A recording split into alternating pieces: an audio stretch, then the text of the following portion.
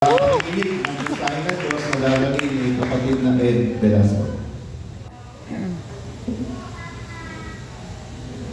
Isang maganda at mapagpalang umaga po sa ating lahat.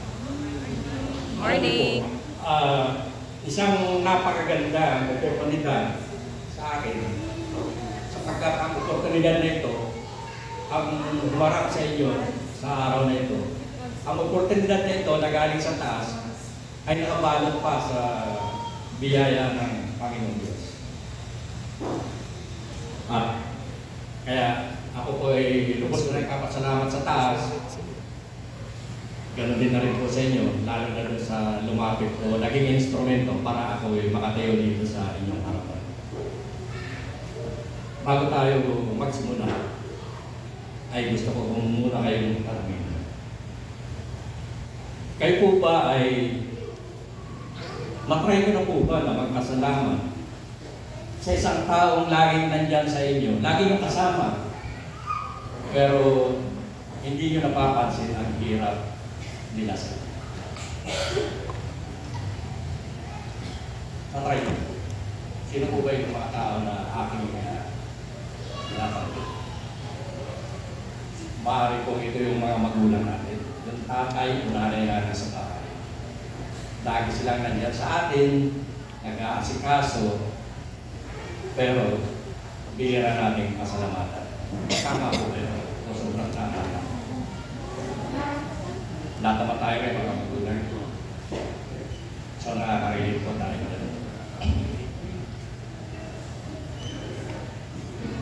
Ganyan din po ang ating mga pastor natin. Sila'y laging nandyan, nangangaral, nananalangin para sa atin, umaalalay sa aspeto ng ating espiritual na kalusugan. Pati na rin ibang magkagawa. Pero hindi natin napapansin yung bigat na sakripisyo nila para sa atin at sa church as a whole. Kaya ngayong umaga po ay amin silang pag-uusapan kung paano natin sila pararangalan at ipananalangin. At ang teksto pong ating pagbabatayan, yung binasa po ni Pastor kanina, ulitin ko lang po. 1 Timothy chapter 5, verse 17. Ayan po.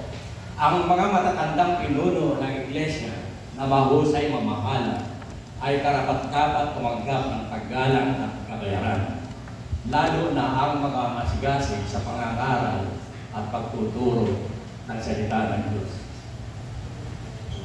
So diyan po, nubling parang pa ang sinasabi niyan. No? Hindi lang yung aspeto ng magsuporta natin sa kanila spiritually. Pwede rin po, kaya mangyayari mamaya yan, suportahan natin sila materially and financially. Dahil double olon po ang pinabanggit yan. Bago po tayo magsimula ay manalangin po muna tayo sa Diyos. Our Father, sa oras pong ito, ay patuwayan at gabayan niyo po ang aming mga puso at isipan upang mapakinggan ang anumang pagkain spiritual na ihahain niyo po sa amin sa oras ito. At ito po ay may naisik namin at may digest properly. Ganon din po sa iyong mensahero. Bigyan niyo po siya ng karampatang wisdom, sapat na lakas ng loob, at tamang salita upang may kahayag ng mabuti at klaro ang inyong mensahe ng pag-asa. So magandang umaga po sa inyong lahat ulit. Ang paksa po natin ay pagpaparangal at panalangin para sa mga lingkod ng Diyos. At ito po, may tatlo akong puntos na ilalahad sa inyo kung bakit natin sila paparangalan at ipananalangin. Unang punto po,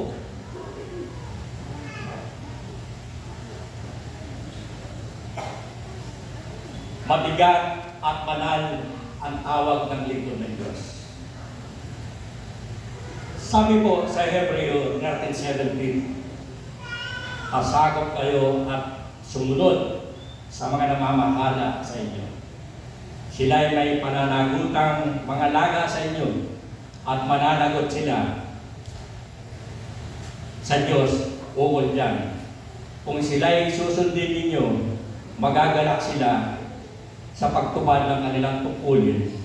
Kung hindi, sila'y mabibighati at hindi ito makakabuti sa inyo.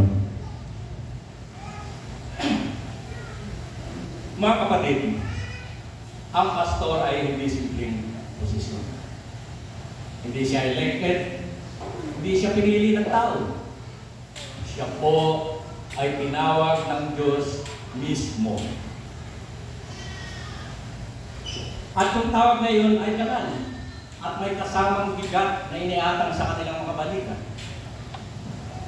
Banal dahil ito ay utos ng Diyos na banal na nakatuon sa pagliligtas at pagpapalaganap ng katotohanan. Hindi ito basta-basta utos. Sapagkat ito ay may layuning spiritual at eternal. Sila ay nagbabantay laban sa mga maling aral o yung tinatawag nating false doctrine. Ang false doctrine na yan ang siyang maaaring magligaw sa ating pananampalataya. At ilayo tayo sa katotohanan at ebanghelyo. Kaya ito ang magsisilbing o magbabadyang panig sa ating pananampalataya. Kaya sila ay laging andyan upang bantayan ito. Mabigat din dahil sila ay may malaking pananagutan sa pagpapastol ng mga kawan. At ito ay hindi madaling magpanan. Di ko ba? Hindi ito madaling magpanan. Lalo na kagaya rito sa ating iglesia, may iba't iba tayong pag-uugali, attitude. Meron kang madaling pasunurin, may mahirap, may nagpupusa. Lahat yun ay pakikisamahan nila. Andyan din yung palipat-lipat sila ng destino. So iba na naman yung mga kasalamuhan nilang mga kawan. Sa pamilya na lang nga natin, may 3 kang anak, iba-iba rin ang ugali mo. Kahit mo sila ikang malpa.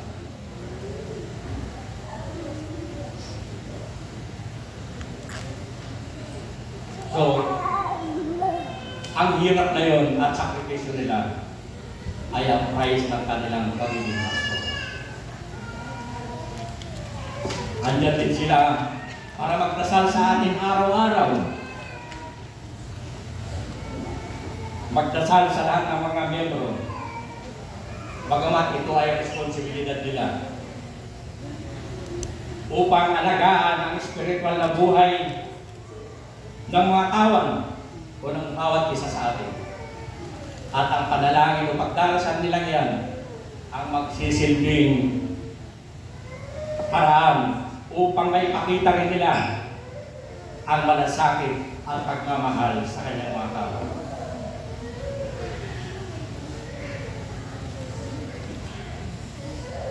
Mabigat, kaya minsan ay inuuna pa nila ang church o miyembro ng church kaysa sa kanilang pamilya.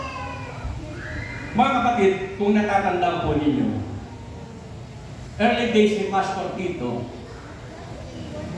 at may pinagdadaanan din sila, nasa isang pagamutan sila. May tumawag sa kanya. Ito ay maliwanag na ehemplo ko doon sa sinasabi ko. May tumawag sa kanya na pumunta siya sa kabilang pagamutan para may panalangin sa Diyos. Ano po ang ginawa? Siya gumawa ng paraan, walang bantay na iba ang kanyang may bahay doon bago sila.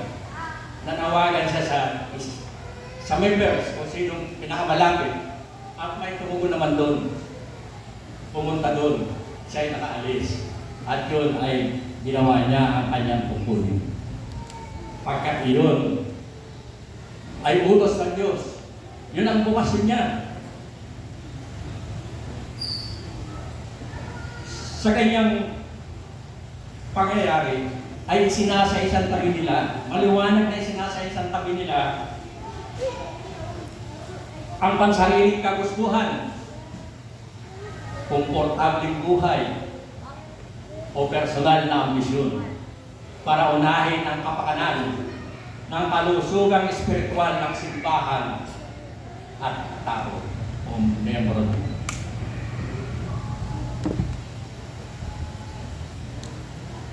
Para po ba ito yung shepherd sa Bible?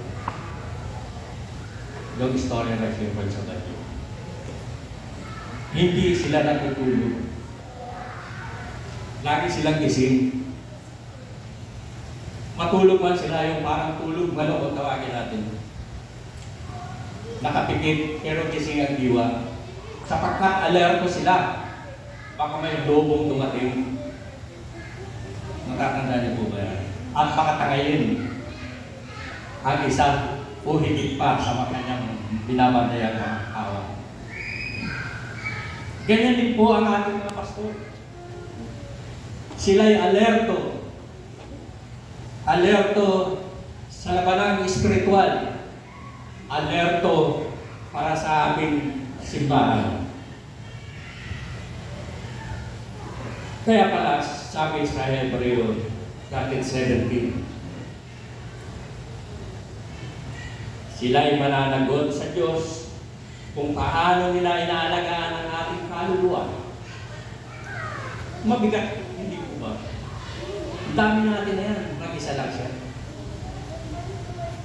Kaya dapat maunawaan, maintindihan po natin na ang pagiging pastor ay hindi madali, kundi mabigat at madali.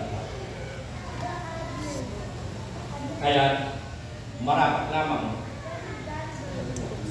na ako, kayong lahat, o lahat tayo ay magpasagod sa ating pastor. At sundin sila upang magampanan naman nila ang kanilang mga tungkulin at matupad nila ito ng may kagalakan at naaayon sa kalooban ng nasa taas.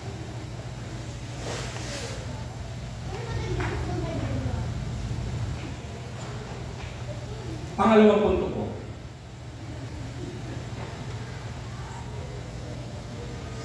Parangalan at suportahan ang mga lingkod. Yan ay utos niya. Sabi po sa unang Thessalonica chapter 5 verses 12 to 13. Mga kapatid, ipinapakiusap namin na igalang ninyo ang mga nagpapakahirap sa pamamahala at pagtuturo sa inyo alang-alang sa Panginoon. Pagkukulan ninyo sila ng lubos na paggalang at pag-ibig dahil sa kanilang gawain. Mabuhay kayo ng mapayapa. Mga kapatid, si Pablo po ang nagsasalita dito. Malinaw ang sabi ni Pablo. Pahalagahan daw at igalang ang mga nagpapagal sa basa ng Panginoon. Hindi dahil sa sila ay perfect. Alam naman natin lahat, walang perfecto. Pwede sa pagkanan. Pero, inuutusan po tayo na igalang sila dahil sa bigat ng kanilang ginagawa. Sila'y naglilingkod ng tapat sa atin at sa Diyos. Iniaalay na rin nila ang kanilang sarili, hindi para sa sariling kapakinabangan, kundi para maglingkod sa Diyos at sa atin. Sinasakripisyo na rin nila ang kanilang sariling kaginhawahan upang tulungan ng iba sa pamamagitan ng pangangaral, pagbibigay ng sakramento, at pagtulong sa iba, kaya't sila ang nagiging inspirasyon ng pananampalataya at kabutihan. Kung ganoon, paano naman natin sila pwedeng parangalan? Sinabanggit pa nga doon sa verse kanina, doble parangal daw. So paano?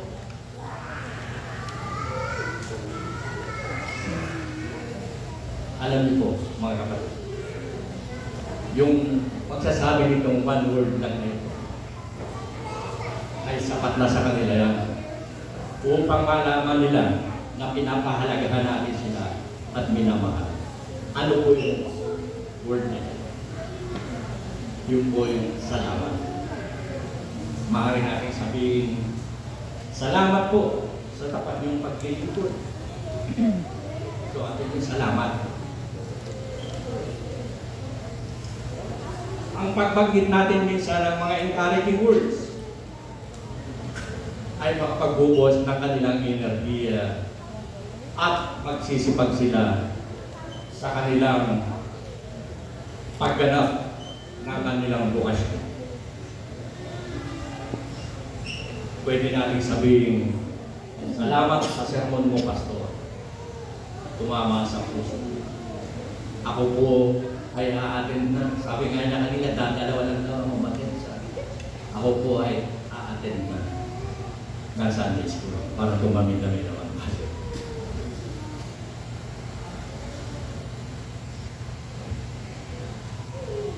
Huwag po kayo masyadong magpagod, Pastor. Sapagkat ginagamit kayo nyo. Yung mga ganyan salita po ba? Kahit sa atin sabihin yun. Napipil natin na tayo mahal ng kausap.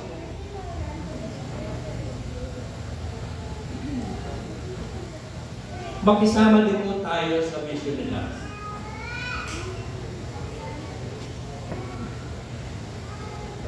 Sapagkat ang mission na yan para sa simbahan, yan ang magbibigay ng direksyon at layunin kung saan patungo ang church. Kaya nga lang, dapat sa gawain ito ay iisa lang ang misyon ng diakonisa at pastor. Pag magkasalungat ay ganito. Pero pagka isa lang ang kanilang misyon at ito po ay ating susuportahan, ay makakamit natin kaagad-agad o may isa sa katuparan kung ano mang layunin mayroon ang simbahan ito. Mas madali nating maranasan ang paglago at bunga nito. Ang vision na ito ay parang isang barko na kung saan doon nakasakay ang ating simbahan. At dadalhin tayo nito sa ating desired destination.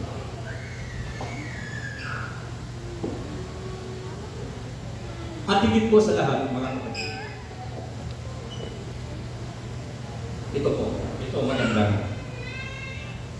Higit po sa lahat,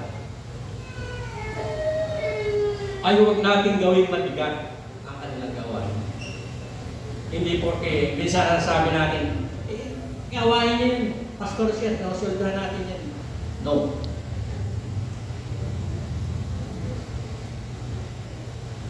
Dapat suportahan natin sila.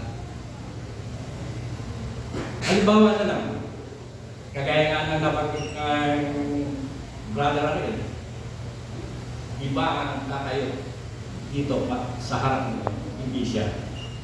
So, siya nakakapagpahinga. Di ko ba? Yung energy niya, magagamit sa ibang gawain yun. So, ganun din po ang gawin natin. And it reminds me doon sa Matthew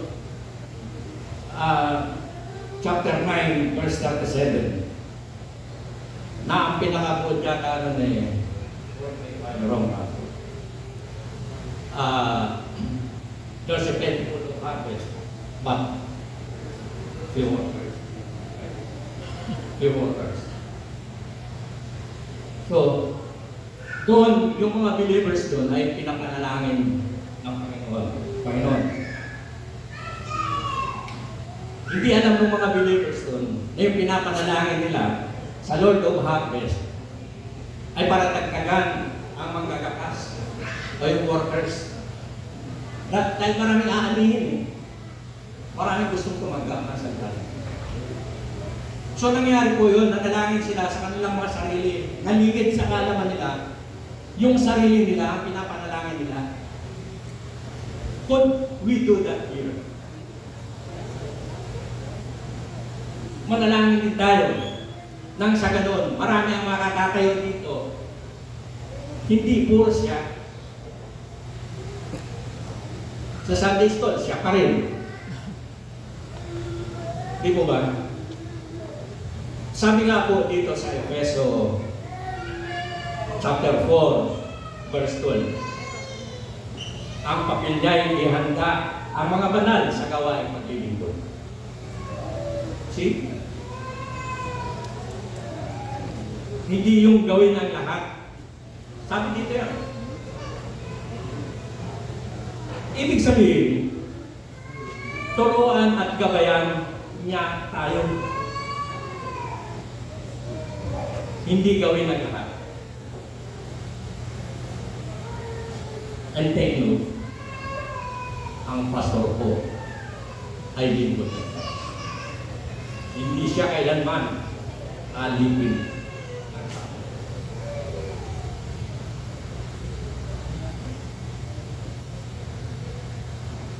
Kaya igalang po natin sila at ibigin nang sa ganoon magbunga ito ng pagkakaisa at kapayapaan sa loob ng iglesia.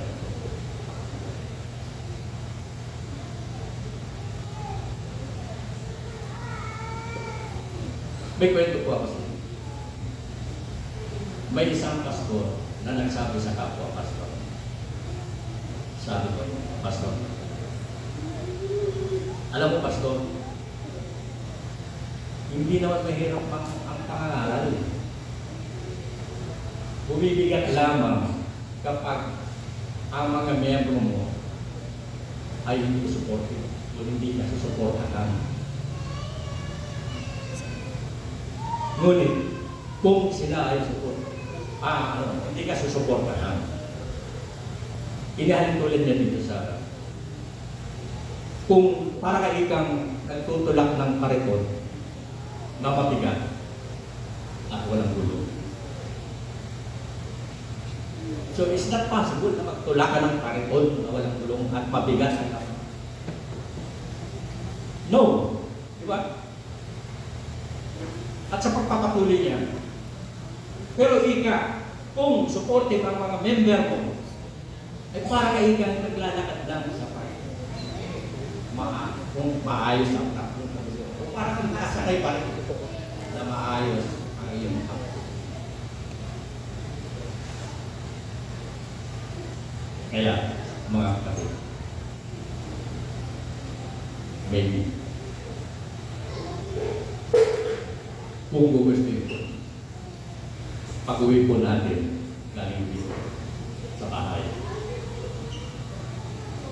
Kung may mga salamin tayo, diretso po tayo sa salamin. At kung sino yung makikita ninyong tao doon, pwede mong itanong sa kanya. Sabihin mo, ikaw ba'y encouragement sa ating pastor or mabigat?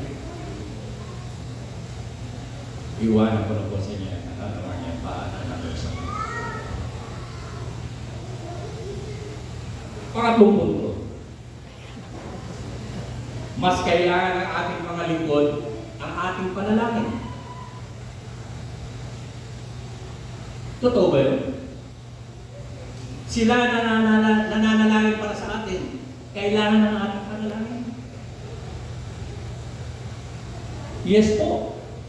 Sapagkat ayon dyan sa Efesos 6:19, ang sabi, ipanalangin din ninyo ako pagkalooban ng wastong pananalita upang kung tapang kong may pahayag ang hiwaga ng magandang balita. Ano po? Panalangin natin sila. Inuutos siya. Si Pablo pa rin ang sasalita dyan. Si Pablo mismo ang nagsabi niya. Siya ay nanghihingi ng ating panalangin. Siya na isa ng apostol ay nanghihingi pa ng ating panalangin. How much more dito sa ating mga lingkod ng Diyos na ito, ang pastor at iba pang lingkod ng Diyos. Dapat natin silang panalangin. You know why? Bakit nga ba dapat natin silang ipanalangin?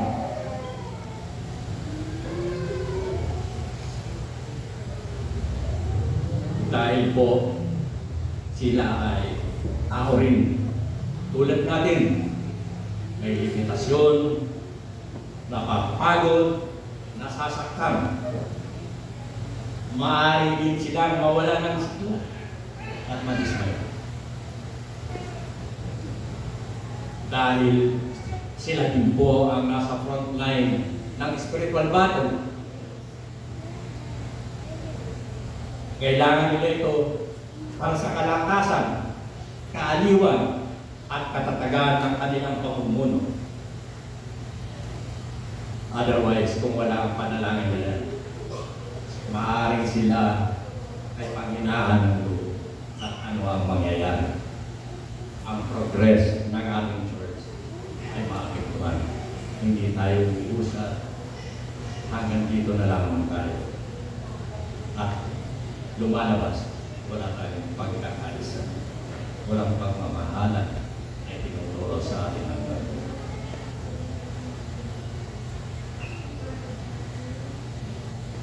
Dahil sa sila ang nasa front line ng spiritual battle.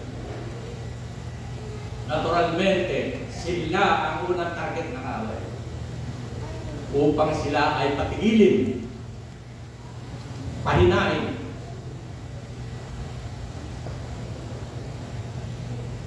tuksorin.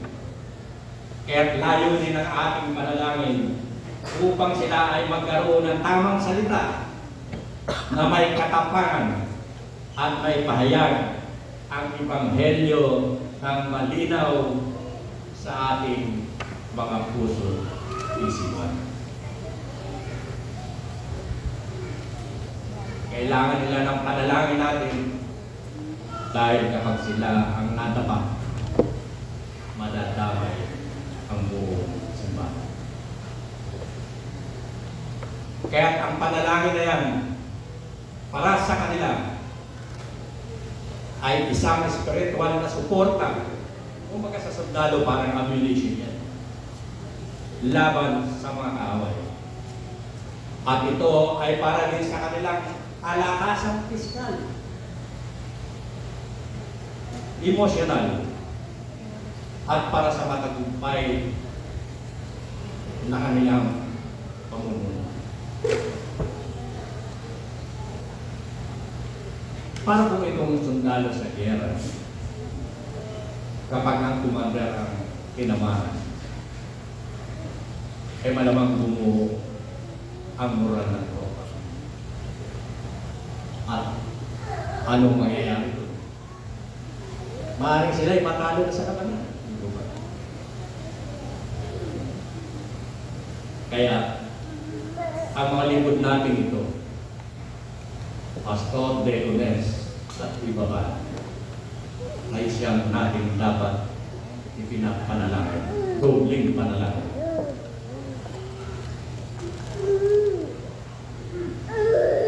Kaya sabi ko nga po kanina, hindi lang tayo ang kailangan nilang ipanalangin. Tayo rin dapat doble ang panalangin para sa kanila. Para sa proteksyon, discernment, paglago, at katatagan ng kanilang pananampalataya. Mababagsak. So mga kapatid, Mababagsak. nakita natin ngayong umaga na mabigat at banal ang awag na ito. Utos ng Diyos na sila ay igalang at higit sa lahat, si Apo ay dapat natin panalangin.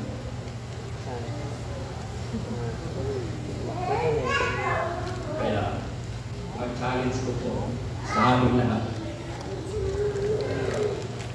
ay huwag na po natin hintayin ang ganitong araw. Church Workers Appreciation Sunday. Huwag na po natin hintayin para tayo magpasalamat sa kanilang lahat. Gawin natin araw-araw na commitment na ipanalangin ang ating mga pastor at lahat ng mga magagawa. Sapagkat kapag malakas at pinapanalangin natin ang ating mga lingkod dito sa simbahan, ay magiging malakas at makatagpin ang takbo ng ating church dito sa Malolos Heights. And before I end, let us pray. Panginoon, salamat po sa aming mga pastor at mga lingkod. Salamat sa kanilang sakripisyo at sa kanilang pagmamahal para sa iyong simbahan. Dalangin namin na palakasin niyo sila araw-araw. Bigyan ng wisdom sa kanilang mga desisyon at ingatan ang kanilang pamilya laban sa anumang tukso o pagsubok. Tulungan niyo rin kaming bilang simbahan na maging masunurin, mapagpasalamat at laging nananalangin para sa kanila.